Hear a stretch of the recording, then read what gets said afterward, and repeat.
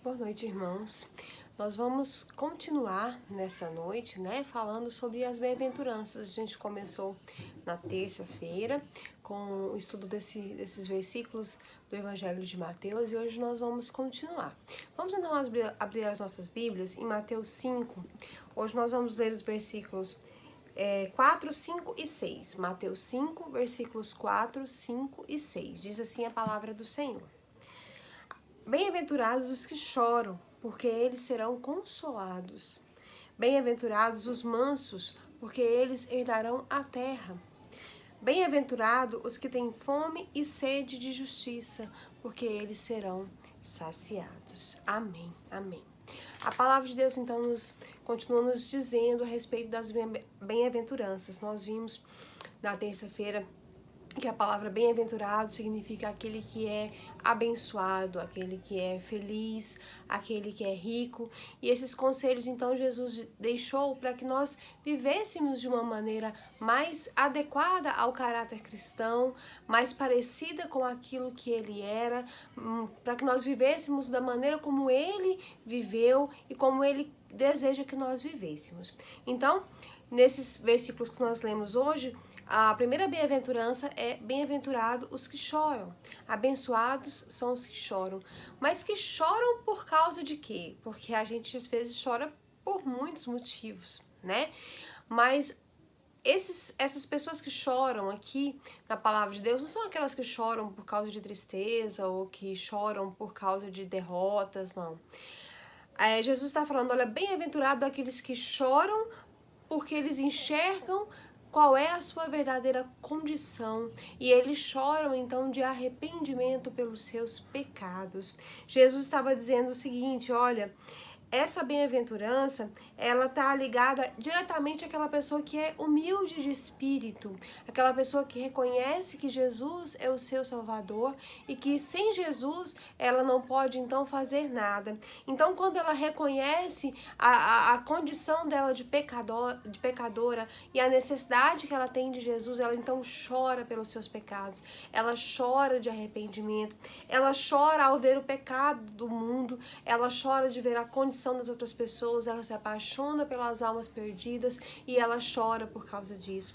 Então Jesus estava falando que esse choro aqui é um lamento, né? Aquele choro lá de Ezequiel, quando Ezequiel fala sobre Jerusalém, lá no capítulo 22, nos versículos 30 e 31, que ele chorava então por ver a condição de Jerusalém.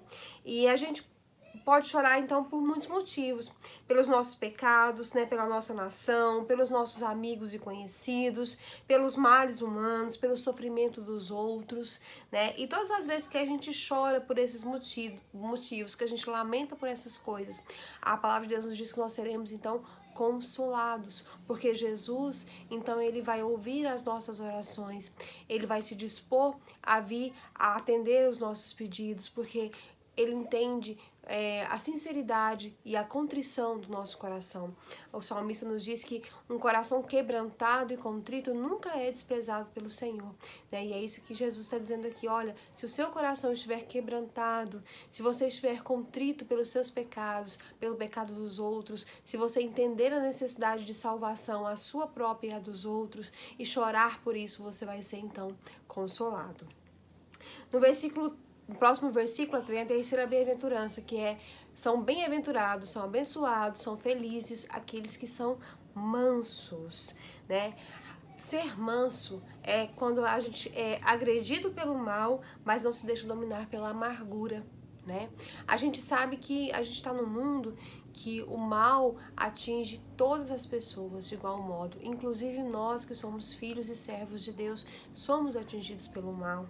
Mas quando nós conseguimos ter paciência para suportar a provação, para ser aprovado por Deus, nós somos então mansos. Nós somos atingidos pelo mal, mas nós não nos tornamos parte do mal por causa disso.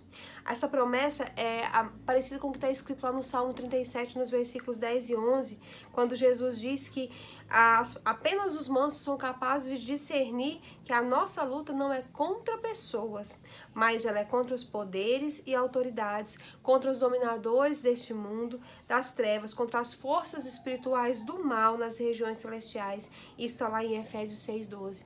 Então, os mansos sabem contra o que eles estão lutando.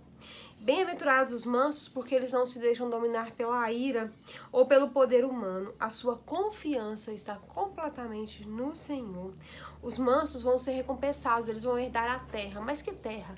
Que terra é essa? Eles vão herdar a terra prometida por Deus. Eles vão herdar as bênçãos de Deus, porque eles sabem confiar, eles entendem como deve ser a confiança que eles devem ter no seu Deus.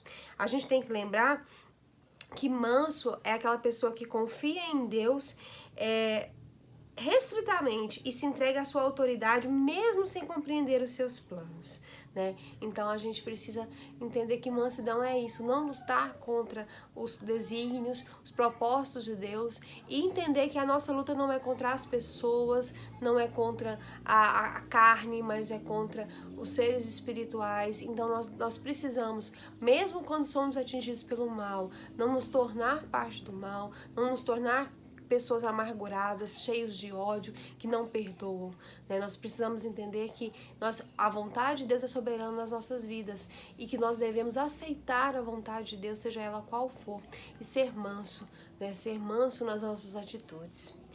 A próxima bem-aventurança é: bem-aventurados aqueles que têm fome e sede de justiça.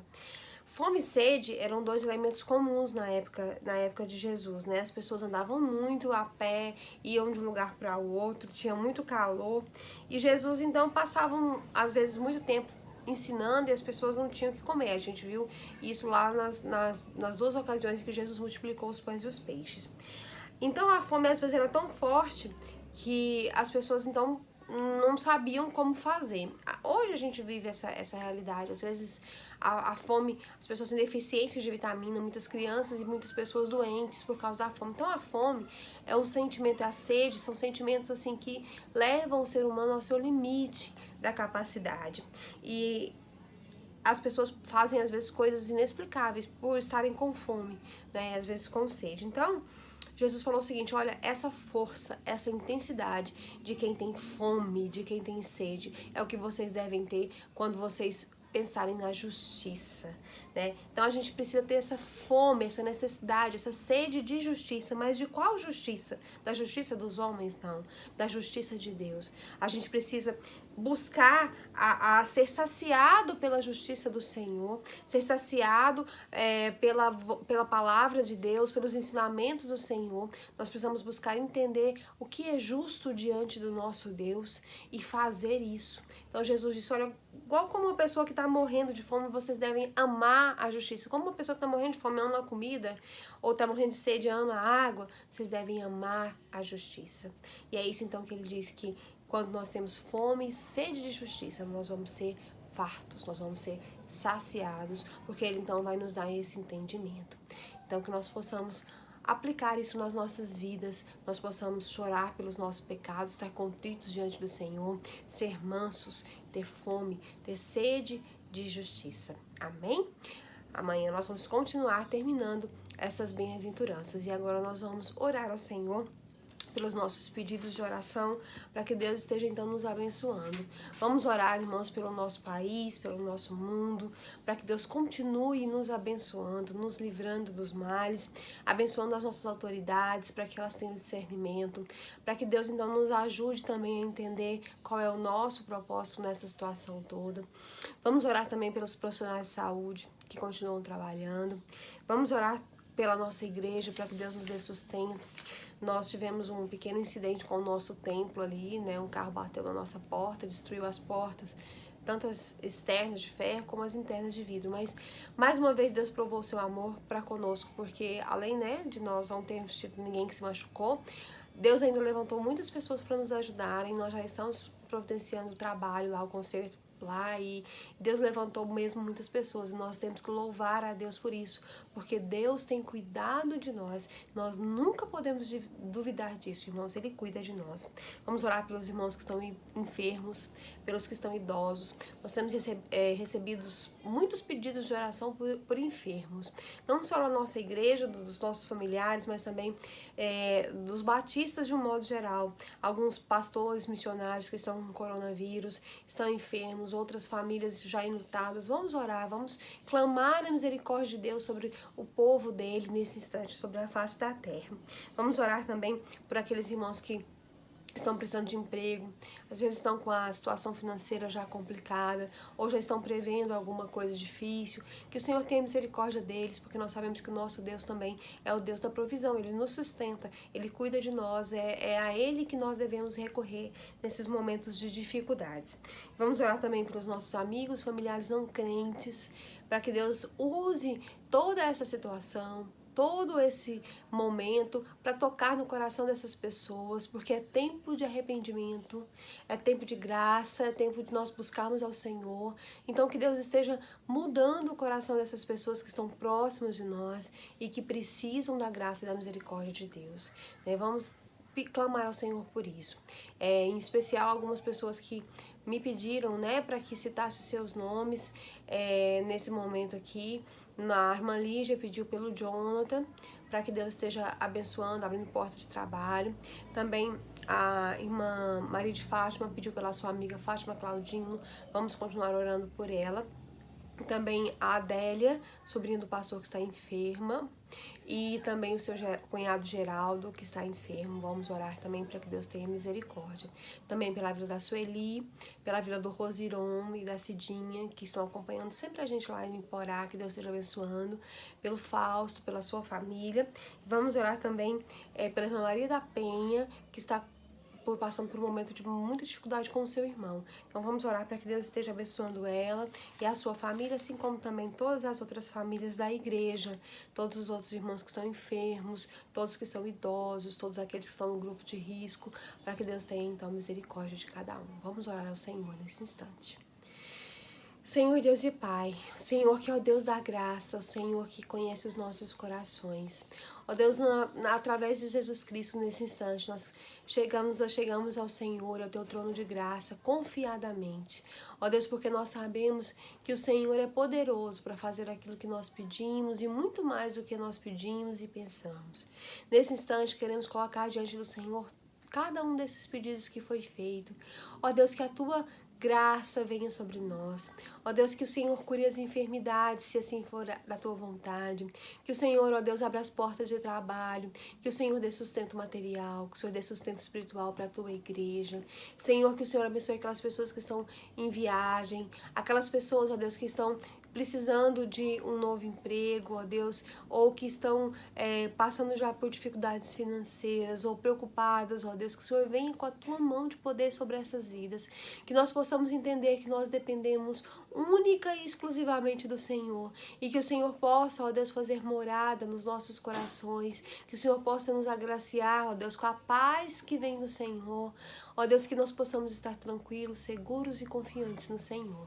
Nesse instante queremos te pedir uma bênção especial, ó Deus, por aquelas pessoas, nossos familiares e amigos que não são crentes.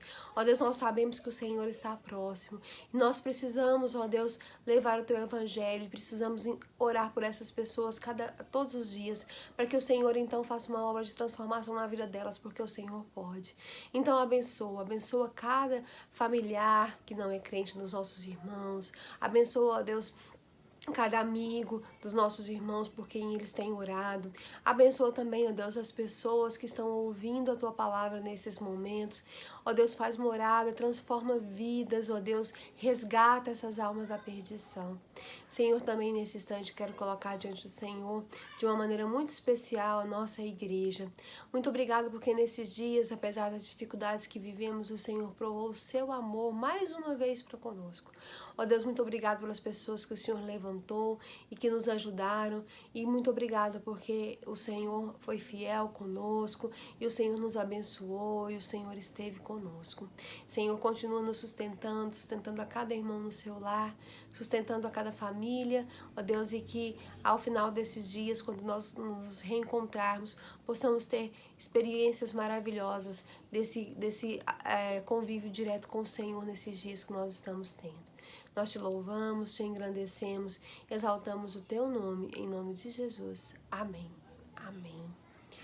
Que os irmãos sejam abençoados pelo Senhor. Continuem conosco. Sábado nós vamos ter mais uma. Amanhã tem devocional de novo, 6h20. Sábado, nossa programação especial de Páscoa, às 20 horas. Acompanhem, que o Senhor abençoe. Amém.